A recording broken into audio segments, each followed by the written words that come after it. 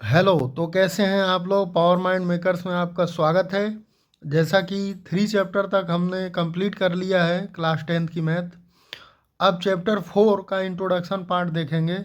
तो चलिए देखते हैं आज चैप्टर 4 का इंट्रोडक्शन पार्ट। जैसे कि चैप्टर 4 का नाम है क्वाड्रेटिक इक्वेशन। क्वाड्रेटिक इक्वेशन नाम से ही स्पष्ट है, नाम से ही क्लियर हो रहा होगा आपको क्वाड्रेटिक इक्वेशन। एग्जाम्पल देकर देखते हैं कि क्वाड्रेटिक इक्वेशन होता क्या है। तो क्वाड्रेटिक इक्वेशन से पहले आपने इसके पहली वाली क्लास में यानी 8th क्लास में आपने पढ़ा होगा कि प्रीवियस क्लासों में कि लीनियर इक्वेशन क्या होता है। तो लीनियर इक्वेशन सबसे पहले जानते हैं कि लीनियर इक्वेशन क्या होता है। लीनियर इक्वेशन लीनियर इक्वेशन जैसे कि वेरिएबल की हाईएस्ट पावर x+1 = 0 मैंने लिख दिया। जैसे कि यहाँ वेरिएबल क्या है x, और वेरिएबल हमेशा चेंज होता है, ये आपको पता है। तो वेरिएबल की जो हाईएस्ट पावर जो होती है वो 1 अगर होता है तो उसको हम बोलते हैं लीनियर इक्वेशन। वेरिएबल की हाईएस्ट पावर क्या होना चाहिए? 1। तो उसको हम क्या बोलेंगे? Linear equation. अब लीनियर इक्वेशन पता चल गया। अब हम आएंगे, चैप्टर का नाम है क्वाड्रेटिक इक्वेशन। तो क्वाड्रेटिक इक्वेशन क्या होता है? तो लिखेंगे सबसे पहले quadratic equation. Quadratic quadratic equation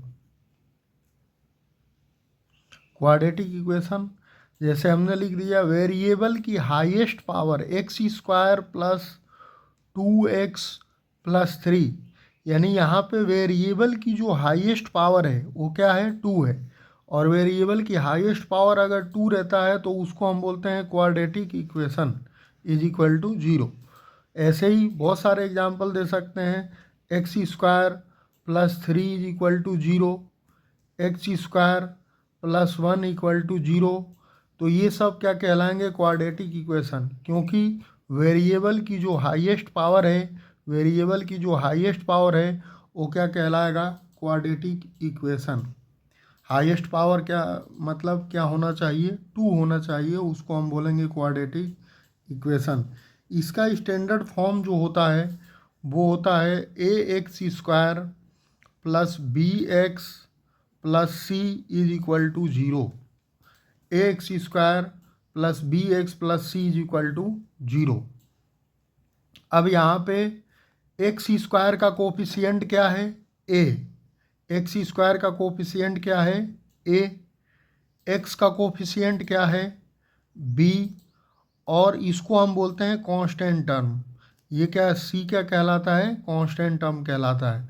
तो फाइनली जो क्वाड्रेटिक इक्वेशन का स्टैंडर्ड फॉर्म जो होता है वो होता है ax² + bx + c = 0। इसके अलावा और कुछ इंट्रोडक्शन पार्ट में नहीं है। क्वाड्रेटिक इक्वेशन सिर्फ इतना ही है। ये आप उम्मीद करता हूँ आप समझ गए होंगे। अगर आपको हमारी वीडियो पसंद आ रही हो और आगे भी ऐसे ही वीडियो देखने के लिए हमारे पेज को लाइक, सब्सक्राइब और शेयर करें।